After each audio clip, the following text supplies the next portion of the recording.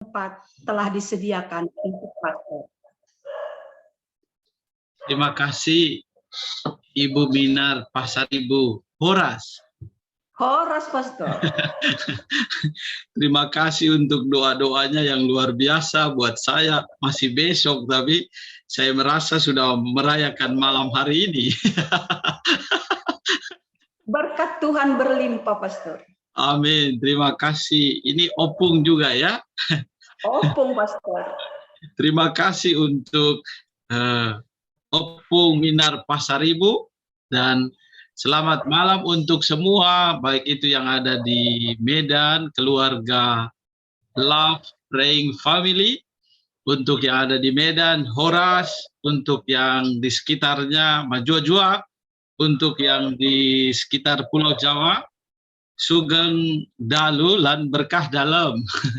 Amin. Untuk semua dimanapun, terima kasih untuk kesempatan malam hari ini. Selamat malam untuk kita semua, baik yang melihat ataupun yang menikmatinya dalam perjalanan. Semoga tetap setia dan menikmati perjalanan sampai tiba di rumah. Nah, malam hari ini, tema yang ditawarkan itu adalah yang ada di screen saya ya. Saya menuliskan di situ tentang hati Allah yang sungguh dalam. Saya coba untuk share screen ya, supaya kita, apakah bisa kelihatan ya? Kita bisa melihat sedikit apa yang saya siapkan di sini. Pertama-tama, saya sungguh bersyukur bahwa diberi kesempatan untuk boleh berbicara lagi bersama dengan keluarga ini. Sungguh menjadi kesempatan yang indah bagi saya. Saya menuliskan di sini hati Allah yang sungguh mendalam.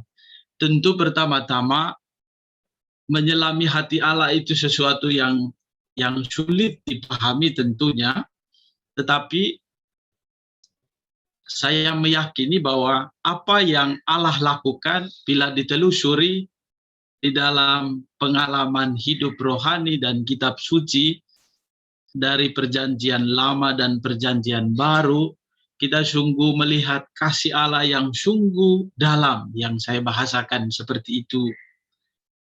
Dan gambar yang diterjemahkan oleh kelompok ini, Love Praying Family dan tim, hati Allah yang sungguh dalam, ini gambaran seorang ayah yang memeluk anaknya. Saya sangat tersentuh dengan gambar ini, karena saya yakin bahwa kasih Allah yang begitu dalam, sulit untuk dijelaskan dengan kata-kata, tetapi kalau gambar atau tindakan itu sungguh membawa sesuatu yang lebih mudah dipahami dalam tindakan. Nah, dalam gambar ini saya menuliskan atau memunculkan di situ bahwa melalui Pentakosta, pengalaman yang sudah kita lalui, gereja lahir. Dan di situ ada para murid dan Bunda Maria. Kita lihat bagaimana Allah itu sungguh mengasihi manusia dan bertindak sesuai dengan cara Allah yang kadang-kadang tidak dipahami manusia, tetapi inilah cara Allah bertindak. Lalu bulan Juni adalah bulan hati kudus. Nah, saya menuliskan di situ bahwa pada saat devosi hati kudus, ini tentu praktek untuk mempersembahkan sili, atau dalam bahasa kerahiman ilahi itu pendamaian. Nah, kisah yang singkat ini ada tertulis di sini berkaitan dengan hati kudus. Tetapi ini adalah gambaran bagaimana Allah yang tidak kelihatan itu menampakkan diri dalam Yesus yang hadir dan membuat kita mampu mengenal siapa Allah itu melalui hatinya. Dan di tahun-tahun itu, pada masa tahun 1856 sesudah Santa Margaret Maria Alacoque, Paus Pius yang ke-9 menetapkan Hari Raya Hati Kudus. Nah, saya ingin menyampaikan bahwa gagasan pertama kita melihat bagaimana Allah yang Maha Rahim itu memakai banyak orang untuk melanjutkan karya keselamatan ini. Dan hatinya yang mendalam, ia memakai setiap pribadi untuk meneruskan karyanya yang luar biasa ini. Nah, di bagian yang kedua, hati Allah yang dalam ini, yang sungguh luar biasa, ia memberikan itu dalam diri anak tunggalnya, Yesus Kristus, dan memberi keselamatan bagi setiap kita. Dan mari kita lihat bagaimana peran ini pun diteruskan oleh Santa Maria Faustina yang kita kenal dalam devosi kerahiman ilahi, dan Santo Yohanes Paulus yang kedua. Mereka ini adalah rasul-rasul kerahiman ilahi. Dan sungguh pengalaman dari Santo dan Santa yang mengalami kasih Allah yang luar biasa karena dorongan dari Allah sendiri. Yohanes Paulus kedua menyampaikan bahwa manusia tidak dapat hidup tanpa cinta. Ia tetaplah makhluk yang tidak dapat dimengerti oleh dirinya sendiri. Kehidupannya tidak bermakna bila cinta tidak ditunjukkan padanya. Bila ia tidak menemukan cinta, bila ia tidak mengalami cinta dan menjadikan cinta miliknya. Dan bila ia tidak berpartisipasi secara intim di dalamnya, ini adalah alasan mengapa Kristus Sang Penebus menyatakan dirinya secara penuh kepada manusia. Inilah adalah gambaran hati seorang Allah yang sungguh luar biasa. Dan kalau kita tilik di dalam Katekismus Gereja Katolik, ini landasan-landasannya. Bahwa dalam hidupnya, di dalam sengsara, wafat, dan kebangkitannya, Putra Allah mengasihi dan menyerahkan diri, lalu mencintai hati kita manusia. Dan atas dasar inilah kasih Allah sungguh nyata. Atau dalam bahasa kitab suci, dalam Injil Yohanes bab 3 ayat 16-17, dikatakan dengan sangat jelas bagaimana hati Allah, kasih Allah itu, begitu besar kasih Allah akan dunia, sehingga ia telah mengaruniakan anaknya yang tunggal, supaya setiap orang yang percaya kepadanya tidak binasa, melainkan beroleh hidup yang kekal. Sebab Allah mengutus anaknya ke dalam dunia bukan untuk menghakimi dunia, melainkan untuk menyelamatkannya. Nah, para ibu dan bapak, teman-teman muda, keluarga Love Praying Family,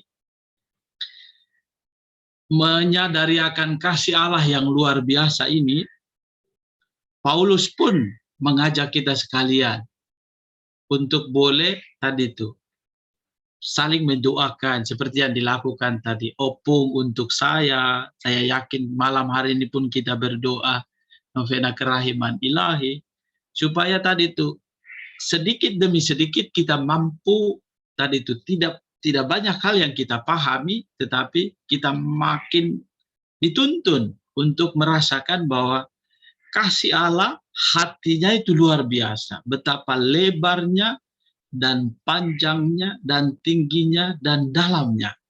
Kasih Allah melalui Kristus dan juga penyertaan Allah sendiri dalam Roh Kudus. Ia tidak membiarkan kita terpisah atau binasa, tetapi menyertai dan mendampingi kita. Maka ini gambaran bagi saya itu sungguh Allah yang luar biasa. Dan Bapak dan Ibu Saudara sekalian, kita tidak akan mungkin menyelami hati Allah. Tetapi kita hanya dituntun oleh Roh Allah untuk memahami hal-hal yang kecil-kecil ini. Betapa lebarnya, panjangnya, tingginya, dan dalamnya. Ini adalah gambaran bagaimana Paulus sendiri susah untuk membahasakan, menjelaskan bagaimana hati Allah itu.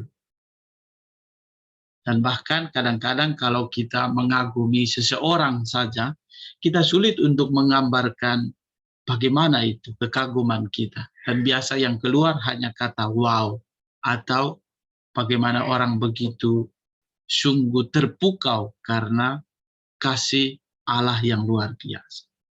Nah, gambaran ini membantu kita untuk boleh semakin merasakan kasih Tuhan. Dan di dalam perayaan Hari Raya Hati Kudus Yesus, bacaan yang diberikan untuk kita renungkan, ini adalah ini Injil Yohanes bab 19 ayat 33 sampai 35. Tentu kita semua yang para pencinta devosan kerahiman ilahi tentu tahu dan sungguh merasakan menghidupi ini. Darah dan air yang memancar dari hati Yesus atau lambung Yesus sendiri adalah gambaran pengorbanan dan sakramen-sakramen gereja. Nah, bagi saya secara pribadi, darah dan air, bayangkan saja Tuhan Yesus sudah wafat. Ini kisah ini, Tuhan Yesus wafat, lalu pada saat mau dipatahkan kakinya, tetapi pada saat sampai pada Yesus, Yesus sudah wafat. Dan salah seorang prajurit menikam lambung Yesus. Bapak dan Ibu, saudara sekalian, teman-teman muda, sadarilah bahwa Yesus sudah wafat pun, ia tetap memberikan darah dan air. Nah, gambaran bagi kita, orang yang mati sekalipun, ia tetap memberi hidup bagi kita yang hidup ini. Bagaimana kita? Kalau saya sebagai manusia, nanti saya mati, jenazah saya tidak membawa dampak apa-apa. Tapi Yesus yang kita imani, ia wafat tetap memberikan darah dan air. Nah, ini adalah gambaran bagaimana betapa dalamnya kasih Allah yang tak terselami. Dan luar biasa, memberikan gambaran kepada kita. Dan dikatakan, orang yang melihat hal itu sendiri yang memberi kesaksian. Nah, ini kesaksian inilah yang perlu kita upayakan dan sadari dari hari ke hari. Agar kita semakin memiliki hati yang mampu berkorban demi keselamatan banyak orang. Karena Allah sendiri menuntun kita. Ini sengaja saya tampilkan yang bacaan utuhnya. Bisa kita lihat sendiri. Ini juga sama. Nah, tadi saya sampaikan bahwa darah adalah gambaran pengorbanan. Kristus yang wafat demi keselamatan kita. Dan air itu menyucikan, membersihkan, dan memberi kehidupan bagi setiap kita yang sungguh-sungguh beriman kepadanya. Dan dari situlah memancar sakramen-sakramen gereja. Ada 7 sakramen yang mampu membantu kita. Sakramen itu adalah tanda kehadiran Tuhan. Maka ketika kita merayakan sakramen-sakramen, kita merayakan tanda kehadiran Kristus. Nah, seperti Ekaristi. Sekalipun kita melakukannya secara online, tapi disitulah Allah hadir, mendampingi dan menyertai kita. Pasti semua kita punya kerinduan yang sama. Maka apa yang perlu kita hidupi? Pertama-tama, dalam catatan, kalau yang punya buku yang baru, ini yang Santa Faustina yang baru, itu saya sebutkan beberapa nomor di situ. Ya, bukunya tebal, kalau baca ini sambil taruh di kepala, mungkin cepat masuk ya. Tapi kalau membaca agak lama, ya rada susah juga. Saya menyebutkan 2 poin di situ. Pertama, menyelamatkan jiwa-jiwa. Itu yang dialami oleh Santa Faustina. Nanti kalau ada yang punya pengalaman ini boleh berbagi juga. Menyelamatkan jiwa-jiwa. Santa Faustina punya pengalaman akan kasih Allah sendiri. Yesus sendiri yang menyampaikan hal ini. Bahwa ia boleh menyelamatkan jiwa-jiwa. Dan inilah gambaran Allah yang sungguh maha rahim. Ia tidak membiarkan anak-anaknya binasa. Dan yang kedua adalah peduli atau terlibat. Itu juga dalam buku harian Santa Faustina di nomor 1769. Kalau nanti boleh membaca sendiri ya. Kita boleh merasakan kasih Tuhan yang sungguh luar biasa. Oh maaf, saya tuliskan yang salah, 1768. Di sini dikatakan bahwa apakah cintamu akan sesama dipandu oleh cintaku? Apakah engkau mendoakan musuh-musuhmu? Apakah engkau menghendaki yang baik bagi mereka, yang dengan salah satu cara telah menyebabkan engkau berduka, atau yang telah melukai hatimu? Ketahuilah apapun yang baik yang engkau lakukan terhadap salah satu jiwa, aku terima seolah-olah sudah engkau lakukan terhadap aku. Nah ini yang paling sulit itu, orang Katolik itu salah satu yang sulit adalah memaafkan.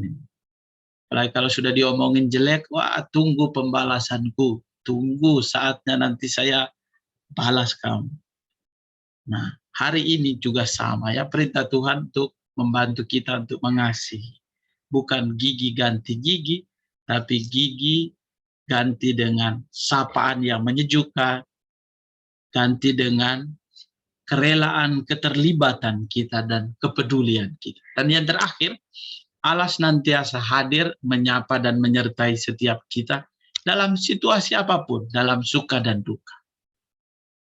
Tapi ini tidak mudah. Kalau orang yang senang, bahagia, itu pasti mudah menemukan. Tapi dalam susah, bagaimana susah kau menemukan Tuhan? Ini sulit. Tetapi inilah gambaran bagi kita. Kalau kita memiliki iman yang mantap, dari hari ke hari dibentuk untuk boleh semakin bersukacita. Ini yang boleh saya sampaikan untuk kita sekali lagi, tidak untuk menasihati. Memang kita menyadari bahwa hati Allah tidak mungkin terselam.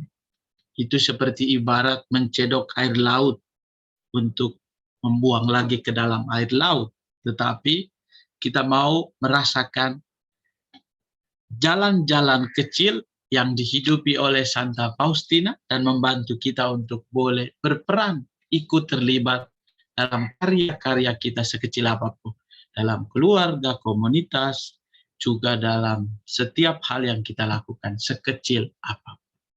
Semoga Bunda Maria, semoga Santa Faustina, semoga Santo Yosef, Santo Yusuf, Santo Yohanes Paulus II, dan kita semua yang turut terlibat boleh semakin diteguhkan berkat doa-doa para kudus. Tuhan memberkati.